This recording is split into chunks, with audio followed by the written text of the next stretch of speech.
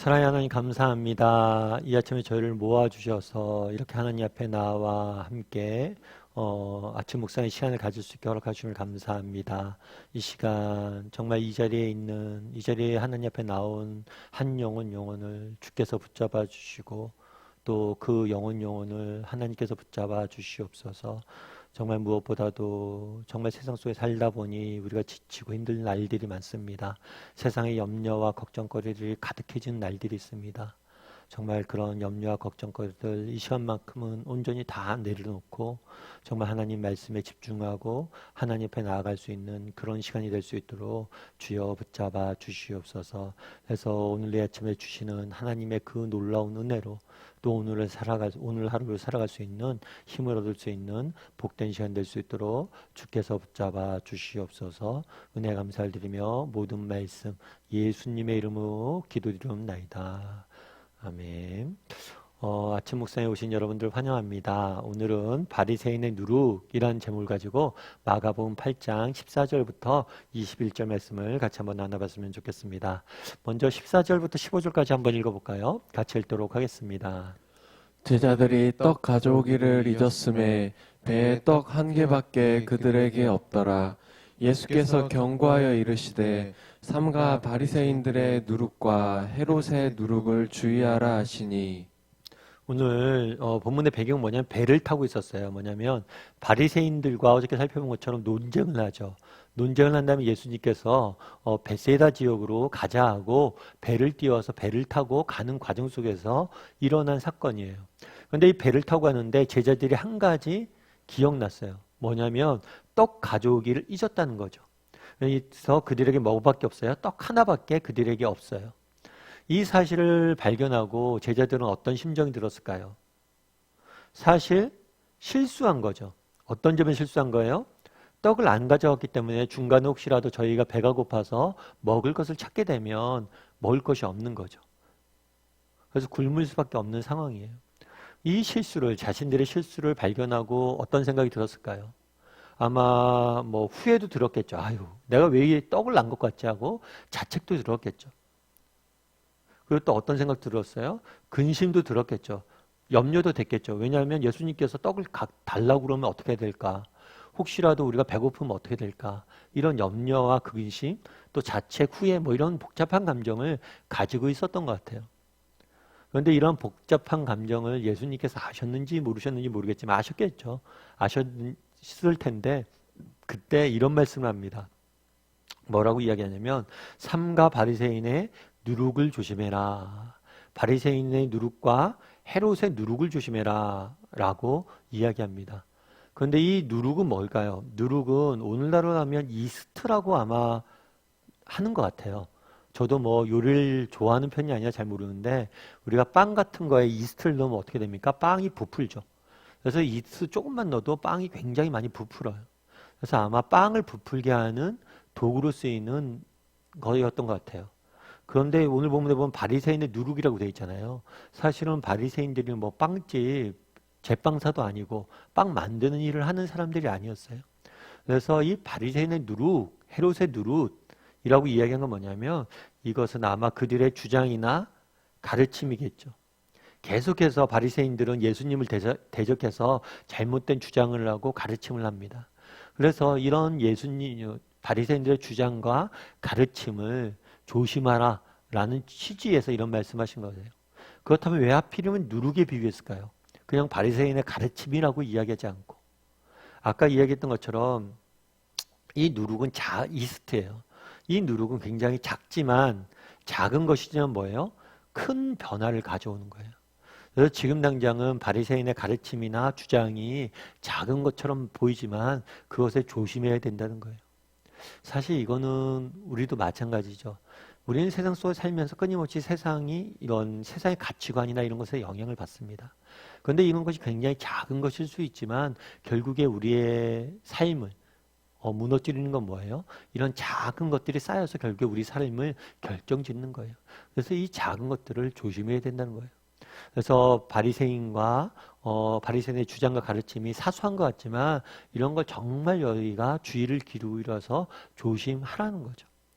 그런데 이 누룩에 비유한 또 다른 이유가 있어요. 그것은 뭘까요? 여러분들은 뭐라고 생각하세요? 누룩에 비유한 이유가? 좀 어려운 이야기일 수도 있는데 여러분 혹시 무교절을 아세요? 무교절? 무교절을 아마 들어보신 분들도 있겠죠. 근데 무교절은 언제냐면 6월절이 지나고 일주일간의 기간이에요. 근데 유대인들은 이런 절기를 만들어서 과거에 하나님께서 행하신 일을 기억하는 경우들이 있었어요. 이 무교절은 축제 기간입니다. 특별히 뭘 기억하는 거냐면 출애굽 사건을 기억하는 거예요. 출애굽 사건을. 그래서 출애굽 사건, 애굽에서 노예되었다가 노예 생활에서 해방된 그 일을 기념하는 사건이에요. 그래서 유대인들에게 굉장히 중요한 사건이고 축제일입니다. 절기예요. 그런데 이 무교절에는 뭘 하냐면 무교병을 먹어요. 무교병. 무교병이 뭐냐면 이 누룩이 들어가지 않은 빵이에요. 누룩이 들어가지 않은 빵이에요. 그래서 여러분들 빵 중에서 떡 중에서 이렇게 딱딱하고 얇은 떡이 있어요. 빵이 있어요. 그게 무교병이에요. 그래서 여러분들 우리가 성찬식 할 때 보면 쓰는 빵이 있는데 그게 무교병이에요. 무교병. 그래서 누룩을 쓰지 않고 얇고 딱딱한 그런 빵을 먹습니다. 그렇다면 왜 이날에 누룩을 쓰지 않을까요? 왜 무교병을 먹을까요? 그것은 우리가 출애굽한 것이 우리가 구원받은 것이 우리의 노력이나 힘으로 된 것이 아니라 오직 전적인 하나님의 은혜임을 강조하기 위해서 그런 거예요. 그날에 바리새인들의 주장이 그런 거였거든요. 뭐예요? 바리새인들은 율법을 지키고 전통을 지켜서 자신의 힘과 능력으로 뭐에 이르는 거예요? 하나님이 원하시는 선에 이르는 거예요. 그런데 그렇지 않다는 거예요. 너희의 힘과 능력으로 이루어질 수 있는 건 없다는 거예요. 정말 우리가 구원받는 것, 하나님의 백성이 된 것, 우리에게 영생이 주어진 것은 오직 하나님의 은혜로 이루어진 것이다. 라는 사실을 보여주기 위해서 무교병 때, 무교절 때 무교병을 먹는 거예요. 그래서 예수님께서 바리새인의 누룩을 조심하라는 것은 그런 거예요.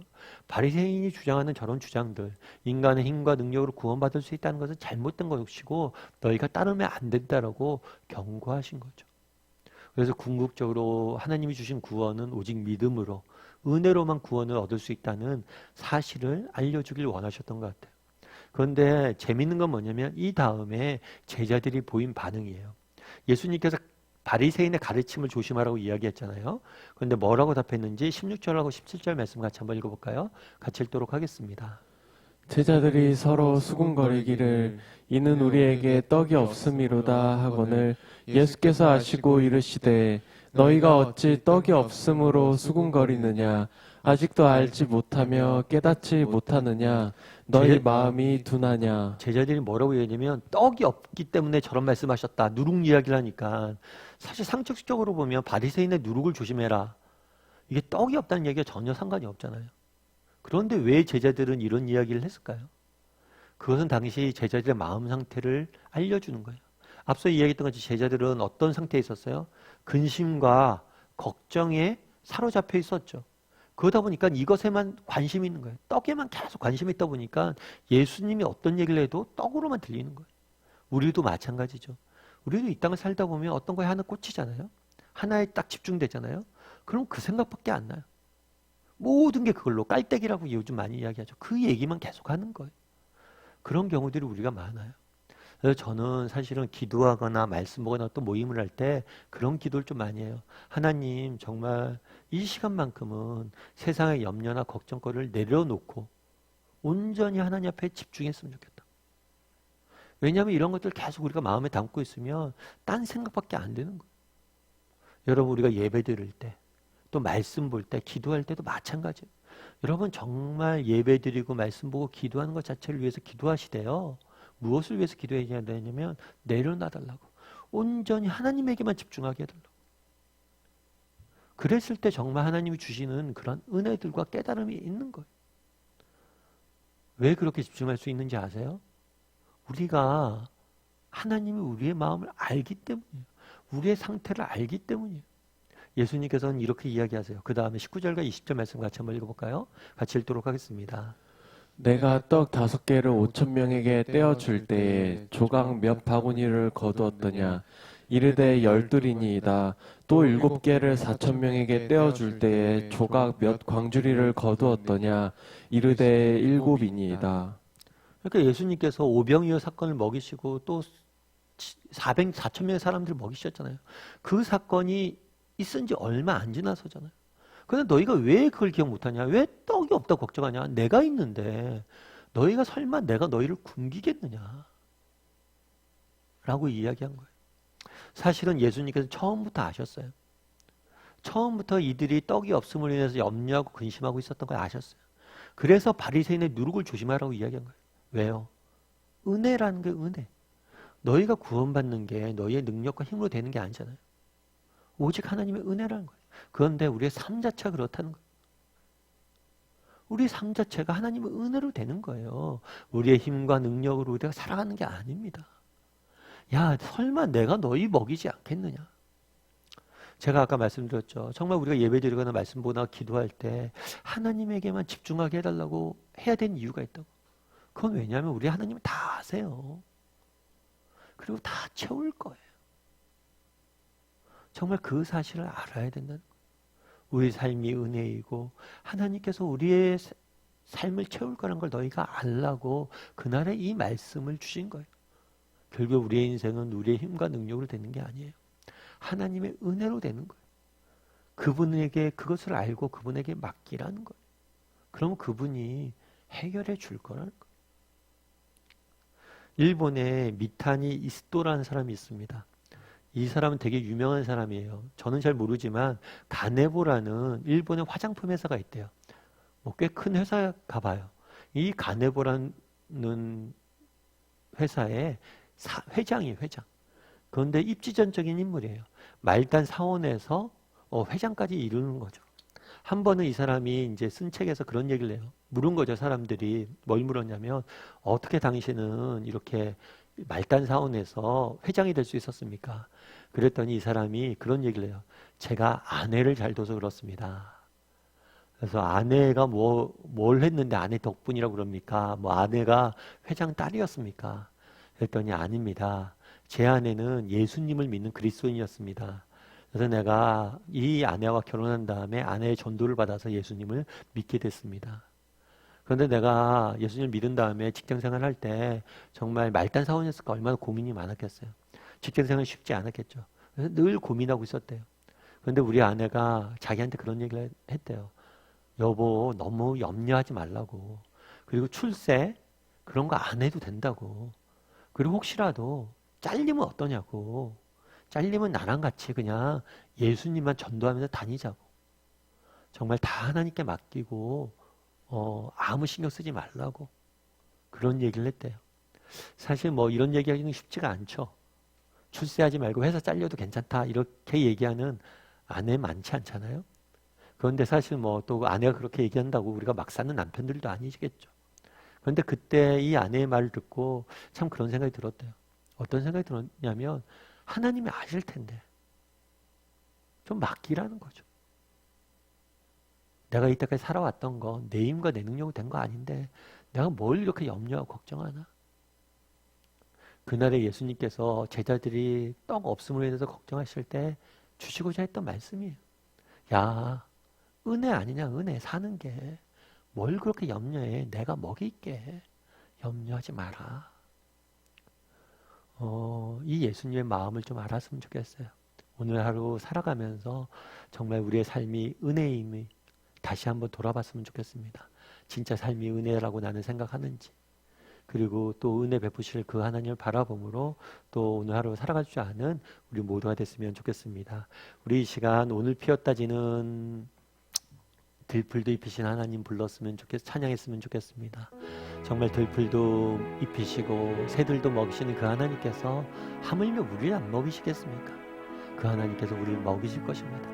그래서 염려하고 걱정들 다 내려놓고 우리 삶이 은혜임을 기억하며 살아가게 되게 해달라고 그런 고백을 담아서 우리 이 시간 오늘 피었다 지는 함께 찬양했으면 좋겠습니다.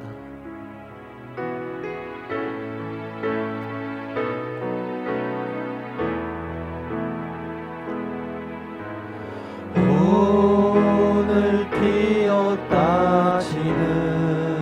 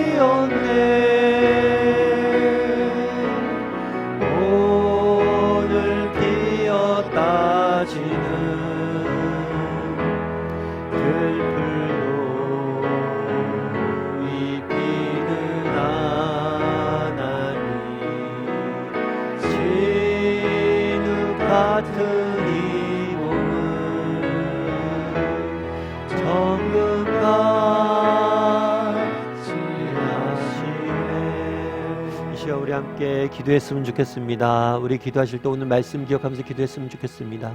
우리의 삶은 은혜입니다. 아니 5,000명을 먹이신 4,000명을 먹이신 예수님께서 우리 인생에 들어오셔서 나와 한 배를 타고 있는데 무엇을 우리가 염려하고 걱정합니까? 우리도 여전히 바리새인들처럼 내 힘과 내 능력만을 의지해서 이 땅을 살아가고 있지는 않습니까? 이 시간 정말 내 힘과 내 능력이 아니라 내가 가진 것이 아니라 오직 하나님만을 의지하며 살아가는 사람들이 되게 해달라고 기도했으면 좋겠습니다. 정말 하나님만의 은혜만을 바라보는 사람들이 되게 해달라고 기도했으면 좋겠습니다. 우리의 문제는 무엇입니까? 여전히 내 힘과 내 능력을 의지하는 거예요. 그래서 여전히 근심과 걱정에 빠져 있는 거예요. 그래서 하나님을 만나지 못하는 거예요. 예배에도 말씀봐도 기도해도 능력이 안 생기고 힘이 없는 거예요. 하나님의 은혜를 알게 해달라고, 정말 그분을 의지하게 해달라고, 이 시간 우리 한 목소리로 같이 기도하고 또 각자 가지고 있는 기도 제목이 있습니까? 그것을 이 시간 하나님 앞에 올려드렸으면 좋겠습니다. 우리 하나님 못하실 일이 어디 있습니까? 그 하나님께 맡기고 기도할 수 있는 이 시간 될 수 있도록 우리 이 시간 오늘 말씀 기억하면서 또 각자 가지고 있는 기도 제목을 이 시간 함께 기도하도록 하겠습니다. 같이 하나님께 아뢰는 시간 갖도록 하겠습니다.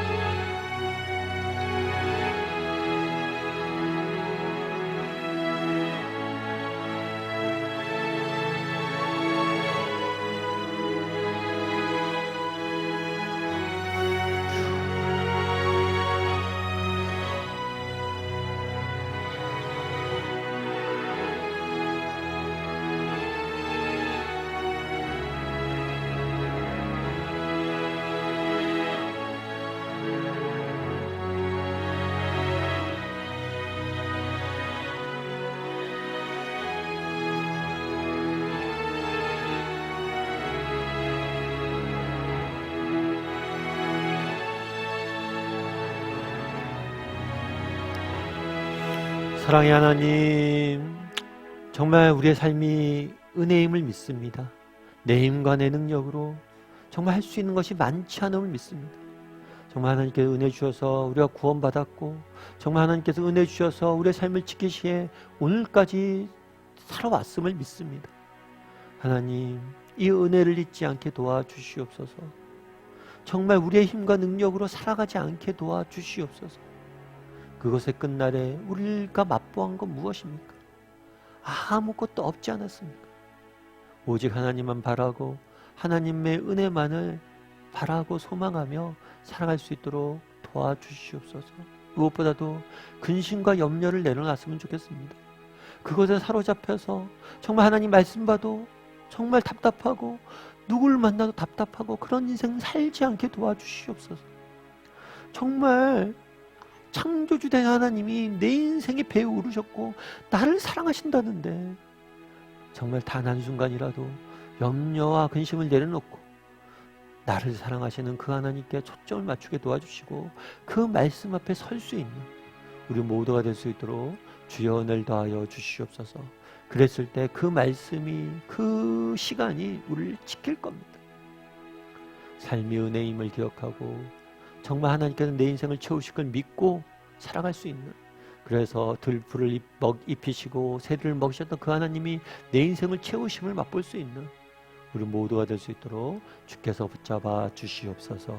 오늘 하루도 주께서 지켜주심 싸우며 모든 말씀 예수님의 이름으로 기도드리옵나이다. 하늘에 계신 우리 아버지여, 이름이 거룩히 여김을 받으시오며 나라의 임하옵시며 뜻이 하늘에서 이루어진 것 같이 땅에서도 이루어지이다. 오늘날 우리에게 일용할 양식을 주옵시고 우리가 우리에게 죄 지은 자를 사하여 준 것 같이 우리의 죄를 사하여 주옵시고 우리를 시험에 들게 하지 마옵시고 다만 악에서 구하옵소서. 대개 나라와 권세와 영광이 아버지께 영원히 있사옵나이다. 아멘.